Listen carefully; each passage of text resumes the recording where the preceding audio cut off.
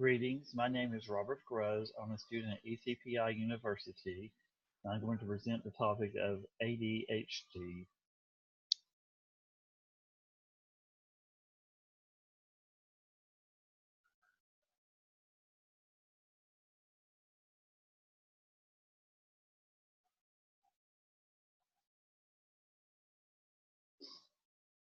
ADHD stands for Attention Deficit Hyperactivity Disorder. The disease is often manifested at the start of it starts usually in childhood, but it can carry over into adulthood. ADHD is a common, long-lasting but treatable childhood psychiatric disorder. ADHD is not a single pathophysiological entity and appears to have a complex etiology. Multiple genetic and environmental factors act together to create a spectrum of neurobiological liability. Since impaired motor movements are a classic hallmark of this disease state, it is thought to have a link to insufficient dopamine levels. Genetic factors are implicated in ADHD, but the mechanism of action is not completely understood. Twin, family, and adoption studies of ADHD have supported a strong genetic contribution to the disorder. In their research, Moffitt, Hoots, and Ascherson found heritability as a factor ranging from 60 to 90% in newly diagnosed cases. Most of the hereditary features found were genes which regulate neurotransmitter systems, which would account for the thought of dopamine's role in ADHD. Prenatal factors are associated with maternal lifestyle during pregnancy. For example, prenatal alcohol exposure is known to induce brain structural anomalies, especially in the cerebellum. Children exposed prenatally to alcohol can become hyperactive, disruptive, and impulsive. Maternal smoking produces a 2.7-fold increased risk for ADHD. It is believed that nicotine disrupts dopamine activity. There is also a 2-fold increase in ADHD in very low birth weight children. Dietary deficiencies are related to ADHD development. Imbalance of essential fatty acids, especially omega-3 and omega-6, and iron deficiencies are the two most common dietary linked factors for ADHD development. Global brain volume is reduced by 3.5%, with the gray matter preferentially affected. More marked volume loss correlated with the severity of the symptoms of ADHD is seen in prefrontal areas, the basal ganglia, and the cerebellum. Cortical maturation is delayed, particularly in the prefrontal areas. These abnormalities develop to differing degrees across brain regions and patient populations. The persistence of ADHD symptoms into adulthood is correlated with the persistence of these neuroanatomical abnormalities. ADHD, as defined by the DSM-4 criteria, has a worldwide epidemiological prevalence of 5.3%, and is thus one of the most common mental illnesses in childhood and adolescence. Epidemiological studies have shown no change in the worldwide population-based prevalence over the past 30 years.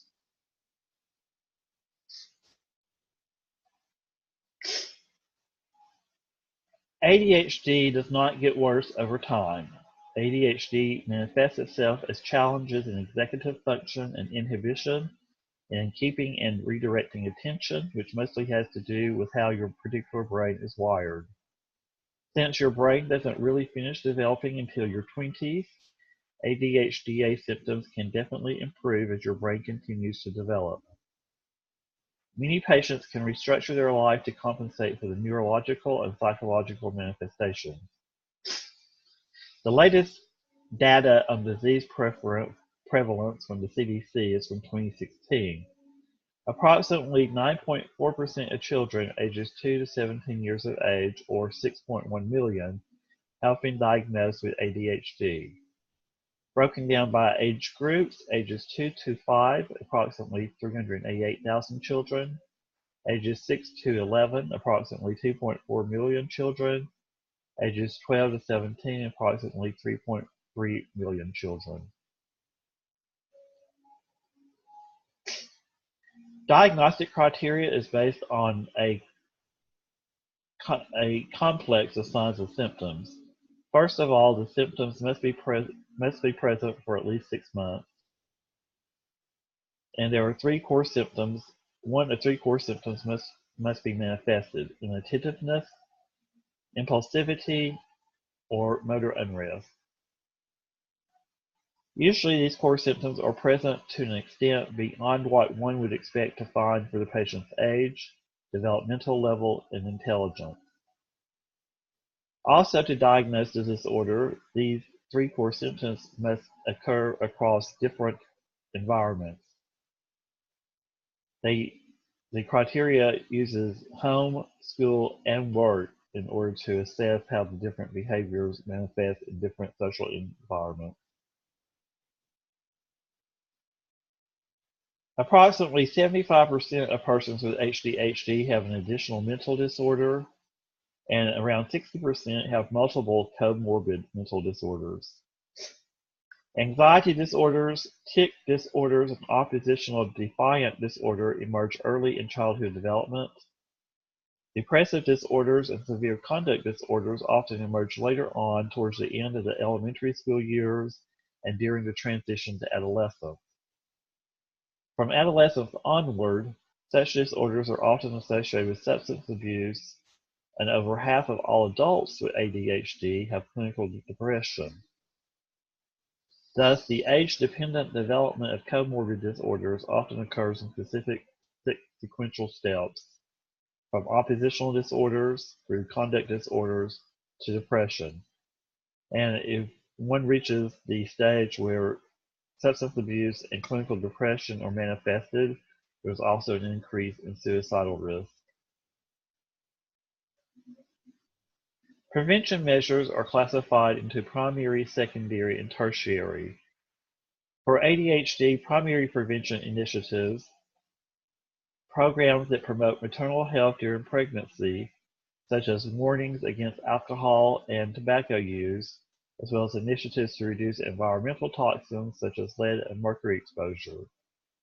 While these initiatives will not eradicate ADHD, they may lower the incidence rate. A secondary prevention intervention would be to target at-risk children and connect them to available resources.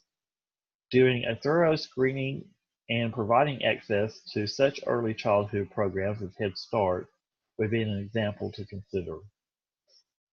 And finally, tertiary prevention includes parental training for individuals with ADHD, where parents will learn to deal with the symptoms that are already manifested.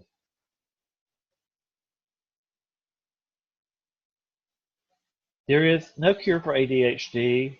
However, currently available treatments can help reduce symptoms and improve functioning. Treatments include medication, psychotherapy, education, and a combination of treatments. The most common type of medication used for treating ADHD is called a stimulant. Although it may seem unusual to treat ADHD with a medication that is considered to be a stimulant, it works because it increases the brain chemicals dopamine and norepinephrine, which play essential roles in thinking and attention. Under medical supervision, stimulant medications are considered safe. However, there are risks and side effects, especially when misused or taken in excess of the prescribed dosage. For example, stimulants can raise blood pressure and heart rate and increase anxiety. Therefore, a person with other health problems, including high blood pressure, seizures, heart disease, glaucoma, liver or kidney disease, or an anxiety disorder should be evaluated thoroughly before being prescribed a stimulant. A few other ADHD medications are called non-stimulants.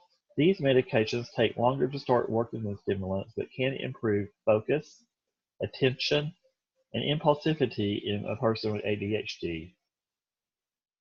Doctors may prescribe a non-stimulant when a person has bothersome side effects from stimulants, also when a stimulant is not effective, or in combination with a stimulant to increase effectiveness.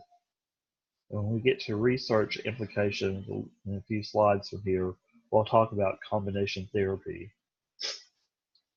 Behavioral therapy is a type of psychotherapy that aims to help a person change his or her behavior. It might involve practical assistance such as help organizing tasks or completing schoolwork or working through emotionally difficult events. Therapists may also teach children social skills such as how to wait their turn, share toys, ask for help, or respond to teasing. Learning to read facial expressions and the tone of voice in others and how to respond appropriately to those can also be a part of social skills training. Cognitive behavioral therapy can also teach a person mindfulness technique or meditation. A person learns how to be aware and accepting of one's own thoughts and feelings to improve focus and concentration. The therapist also encourages the person with ADHD to adjust to the life changes that come with treatment, such as thinking before acting or resisting the urge to take unnecessary risks. Parenting skills training teaches parents the skills they need to encourage and reward positive behaviors in their children. It helps parents learn how to use a system of rewards and consequences to change a child's behavior. Parents are taught to give immediate and positive feedback for behaviors they want to encourage and ignore or redirect behaviors that they want to discourage. They may also learn to structure situations in ways that support desired behavior. Care coordination comprises several components. The therapeutic response from the medication therapy aims towards a reduction of motor hyperactivity, more focused task-oriented behavior, reduction of impulsive behavior, and emotional lability. During ADHD follow-up visits, the provider will want to make sure that the medications are working for the ADHD symptoms and that side effects are not posing problems. Stimulant medications are not dosed according to weight as other medications are, but are dosed according to how the child responds to them. The initial dose of most ADHD stimulant medications will not be high enough to control ADHD behavior for most kids with the disorder. The dose must be gradually increased until it is effective at controlling the ADHD symptoms without intolerable side effects. The most common side effect of stimulant medication is appetite suppression. Therefore, the child's weight over time needs to be followed.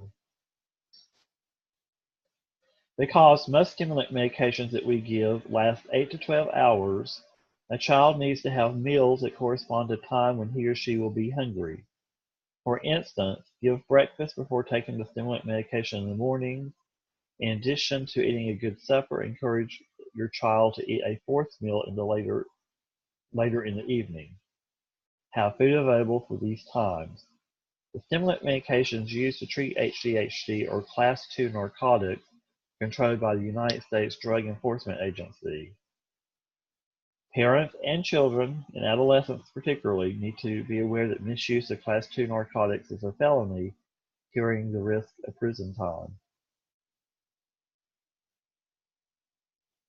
Most primary care practitioners are not equipped to conduct the necessary testing to arrive at an ADHD diagnosis. Therefore, consultations will be required. One of the most important consultations needed is with a psychologist or psychiatrist who will administer performance tests. Some specialists may order a single photon emission computed tomography or SPECT to look for abnormalities in the brain. There are several barriers mentioned in an array of literature sources over the past decade. 5 barriers are commonly cited. The first is the stigma associated with mental health diagnosis.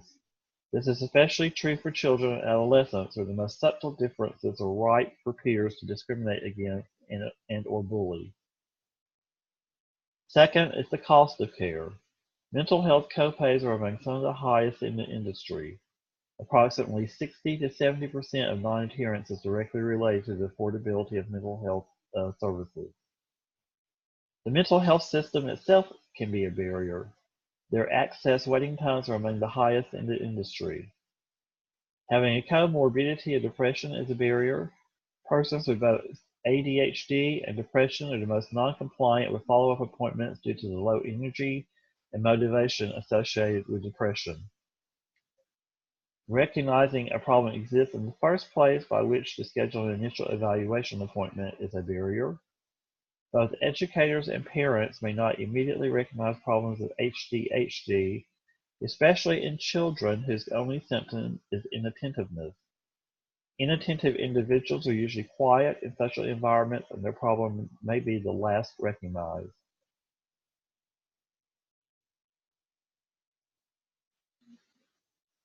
By 2017, more than 31,000 research studies and papers have been published in medical journals about this most common childhood mental disorder that now affects an estimated 1 in 12 kids and teens and persists for 1 in 25 adults.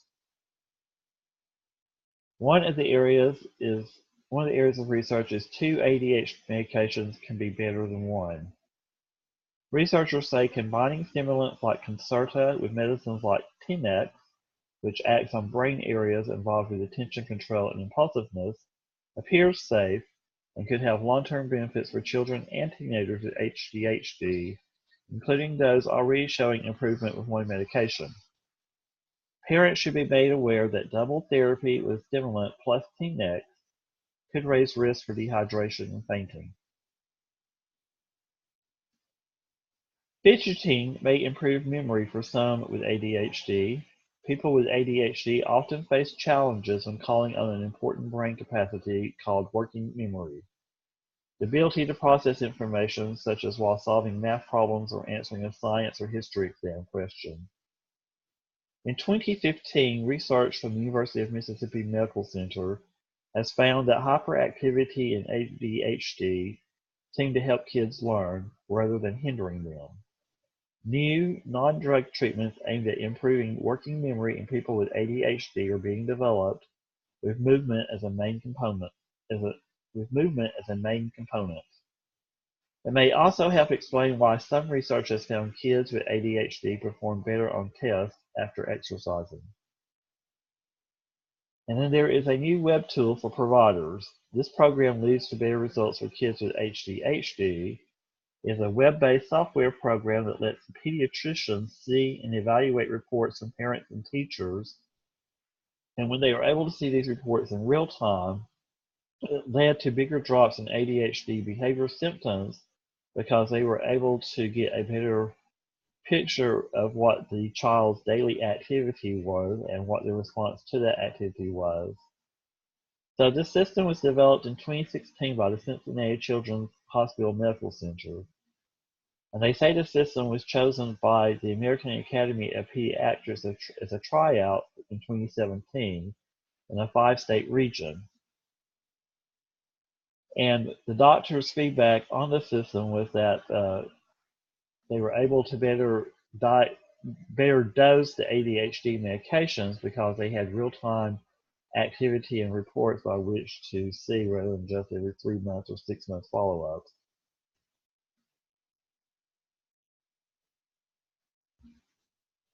Most professionals believe that effective psychosocial treatment is the backbone of good treatment for ADHD. Medication is a very useful addition to psychosocial treatment in many cases, yielding a combination approach that may be even more effective than psychosocial treatments alone.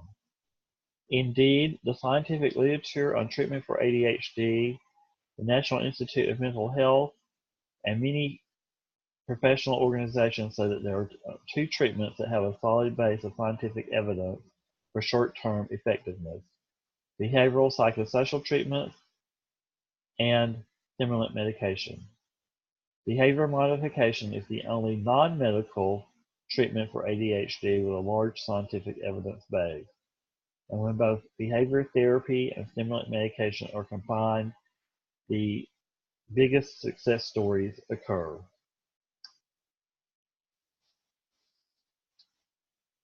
So that is the end of my presentation on ADHD. I used 9 references to develop the presentation and for the research.